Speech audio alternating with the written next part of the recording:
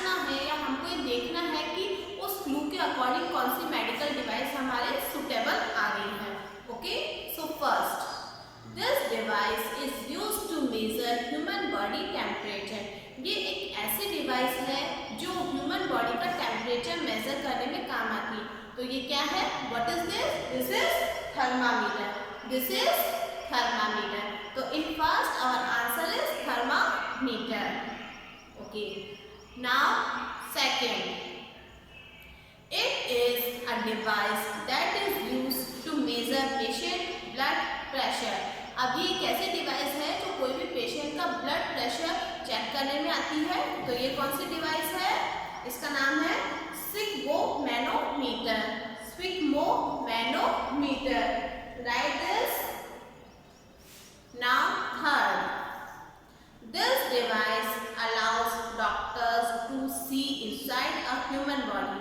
अब ये कौन सी डिवाइस है जो ह्यूमन बॉडी के अंदर का सब चेक कर लेती है, सब देख लेती है? तो in this answer is CT scan. CT scan होता है, उससे हमारी बॉडी के अंदर जो भी होता है सब आ जाता है। So in third right CT scan. Now fourth, this device is used by doctors to hear the heartbeat। Means ये कौन सी डिवाइस है जो डॉक्टर यूज करता है हमारी हार्टबीट सुनने के लिए? ये स्टूडेंट बहुत कॉमन डिवाइस है। जैसे हम कभी डॉक्टर को दिखाने जाते हैं तो अपने गले में वो ऐसे टाक के रखते हैं, फिर इस तरीके से देखते हैं, तो इसको हम बोलते हैं स्टेथोस्कोप। क्या बोलते हैं इसको? Stethoscope. So right this spelling in 4। Now 5, this device uses sound waves to produce an image of internal organs of a human body। अब इसमें है ह्यूमन बॉडी के जो इंटरनल ऑर्गन्स है हमारे, उसकी इमेज ये कौन बताती है हमें? Ultrasound machine. क्या बताती है? ह्यूमन बॉडी की इंटरनल जो ऑर्गन्स होते हैं उसकी इमेज कौन बताती है हमें? Ultrasound machine. Okay, now in 6, this device creates an image of the inside of the body using radiation। means radiation means तरंगों का यूज करते हुए ह्यूमन बॉडी के अंदर की इमेज ये बताती है। क्या कौन सी चीज होती है? कौन सी डिवाइस होती है? ये होती है हमारे एक्सरे। X ray machine. हम जाते हैं किसी भी लेबोरेटरी में जाते हैं या हॉस्पिटल में जाते हैं, एक्सरे तो बहुत कॉमन चीज है। आई थिंक ये सबको पता ही होगी।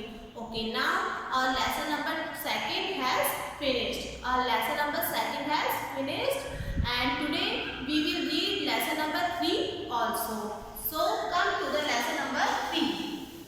Come to the lesson number 3 and lesson number 3 is about fire safety। lesson number 3 is about fire safety। Means जब कभी भी आग लग जाए तो हमें क्या क्या सेफ्टी रखनी चाहिए। Okay, now start. A fire is caused when fuel और other substance burn in the presence of oxygen to produce heat, light and a flame. देखो फायर हमारे के आग कैसे लगती है? जब ऑक्सीजन की प्रेजेंस में कोई भी हीट, लाइट या फ्लेम बर्न होती है तो उस जगह आग लग जाती है। We must become aware of situation that could cause fire accidents. Okay, अब देखो जब कभी भी कहीं भी आग लग जाती है तो हमें क्या क्या सावधानियां रखनी चाहिए, उस बारे में हमारे ये लेसन है। Okay, we must become aware of situation that could cause fire accident. देखो क्या क्या रीज़न हो सकते हैं, क्या क्या रीजन हो सकते हैं जिससे आग लग जाती है, वो रीज़न हमारे दे रखे हैं। तो क्या है? Playing with matches. Means matches की जो तीलियाँ होती हैं, हम यदि उससे खेल रहे हैं तो हो सकता है सडनली आग लग जाए। Lightning fire crackers during festival. होता है बहुत सी जगह होता है कि जो फायर क्रैकर्स फेस्टिवल के दौरान हम जो फायर क्रैकर्स में जो पटाखे चलाते हैं उनसे भी बहुत सी जगह आग लग जाती है। Using a cell phone while at the petrol pump. हम किसी पेट्रोल पंप पर गए हैं गाड़ी में पेट्रोल भरवाने और उस जगह यदि हमने हमारे फ़ोन का यूज़ किया है तो हो सकता है वहाँ पर आग लग जाए। ये कॉजेज है कि किस तरीके से फायर लग सकती है, आग लग सकती है। Plugging in too many power connection to a single plug point, हमारा जो सिंगल प्लग पॉइंट होता है उसको बहुत अलग अलग प्लग में लगाते हैं हम, तो वो भी एक आग लगने का कारण होता है। Leaving a burning candle near a gas cylinder, और हम जैसे मान लो हमारे घर में गैस सिलेंडर है, उसके पास हमने कोई जलती हुई मोमबत्ती रख दी या कोई माचिस जला दी, तो हो सकता है उससे भी आग लग जाए। Wearing loose clothes near an open flame, यदि कोई आग जल रही है, जैसे हमारे घर में जैसे चूल्हा जल रहा है या गैस जल रहा है, उसके पास यदि हम ढीले कपड़े पहन के जाते हैं, लूज कपड़े पहन के जाते हैं, तो हो सकता है हमारे जो लूज कपड़े हैं वो आग पकड़ ले। तो ये कुछ रीजंस थे स्टूडेंट्स जो आग पकड़ सकते हैं। ओके, अब आगे है write the given fire safety dos and don'ts into the respective columns। Okay, अब यहाँ पर हमारे पास 8 पॉइंट है। ओके, 8 पॉइंट है, तो अब हम उनको 8 पॉइंट को 4 में डिवाइड करना है कि जब आग लग जाए तो हमें क्या करना चाहिए और क्या नहीं करना चाहिए। ओके, जब फायर बर्न हो जाए तो हमें क्या करना चाहिए और क्या नहीं करना चाहिए। तो ये जो 8 पॉइंट है इनको डॉस और डॉन इसमें हमें डिवाइड करना है। तो पहले हम डॉस इस वाला करते हैं, मीन्स हमें क्या करना चाहिए।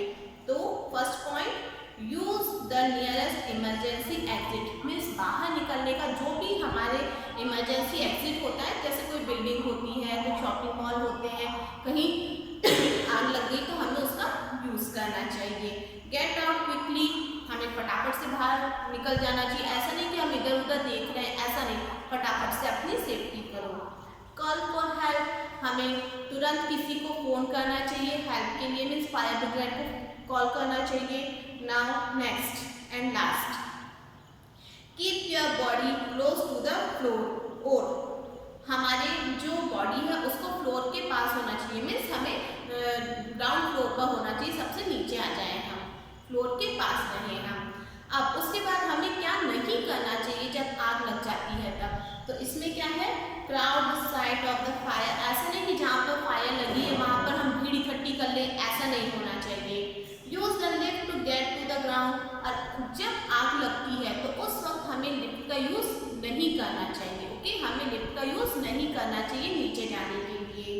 Search for valuable to take with you, और ऐसा नहीं कि इधर तो आग लगी हुई है और हम ये चीज़ें ढूंढने में लगे कि अरे ये भी हमारे काम की चीज़ है, वो भी हमारे काम की चीज़ है, इसको भी ले ले, उसको भी ले ले, ऐसे नहीं, सबसे पहले हमें हमारे जीवन की रक्षा करनी चाहिए। Now next, light a matchstick to find your way in the dark, और ऐसा नहीं कि कहीं आग लगी है तो उस आग में हम और माचिस, मतलब हम कोई माचिस वगैरह जलाएं कि हमारी चीज़ें डूब गई है उसको देखने के लिए। ओके, तो देयर आर सम पॉइंट्स, ये कुछ पॉइंट्स थे जिनसे हमें पता लगता है कि जब आग लगती है तो हमें क्या करना चाहिए और क्या नहीं करना चाहिए। Now today we have completed our lesson number 2 and 3 both. I hope you understood these two lessons very well. Thank you.